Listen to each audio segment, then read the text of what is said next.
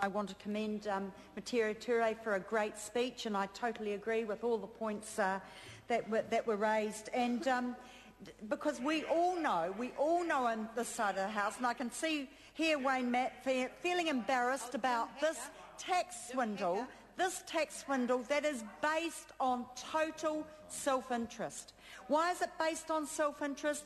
Because it is about who are the big winners in this: the people in New Zealand on high incomes, the privileged few. These taxes are really, really unfair. If we look at people on the low incomes, people who need it the most, they are hit firstly by the rise in GST, because that's very unfair in terms of the distribution and the liability that people on low incomes make. That is very disproportionate. Then we have the tax cuts. And if we look at people on low incomes, on people on 20, on 30, on 40 grand a year, people with families in this country, they are getting next to nothing out of the tax cut that this government is borrowing big time and cutting public services to fund.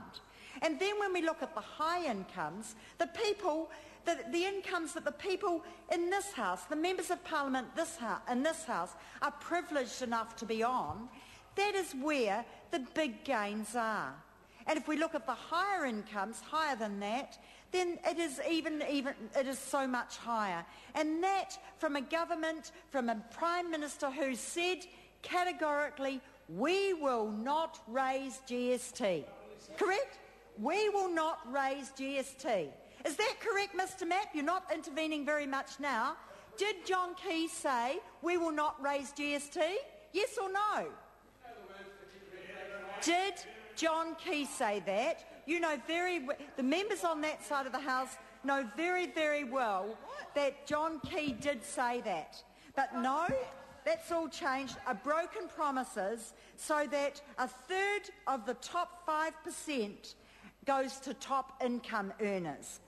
That top income earners in New Zealand, 15% goes to the top 1%. 15% of these tax cuts goes to the top 1%. And at what does this actually sit alongside the funding that we saw reintroduced, the big funding boost for private schools? And what was that at? That was the cost of people with disabilities, the most disabled children in New Zealand.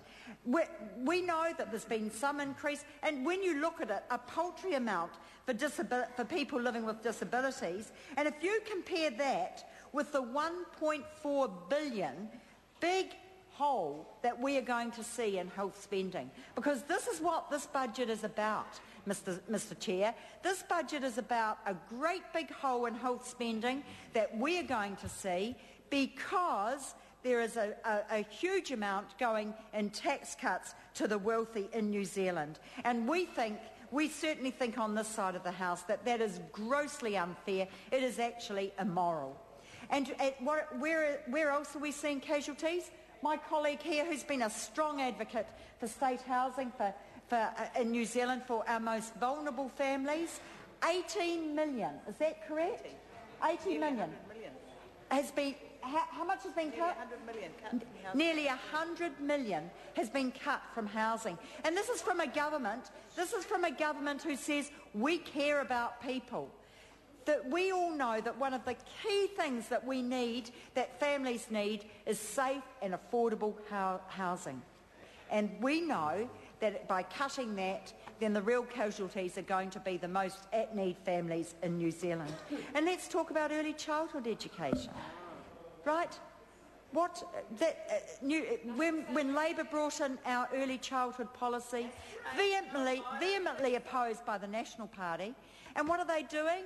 They didn't have the guts to cut it, but by stealth they are cutting away, by stealth, all of that really good investment, those building blocks for our children's future are being cut. And I think it's absolutely reprehensible that this is a government that will take money away from families, take money away from children, take money away from those that need it most to fund a tax cut for themselves.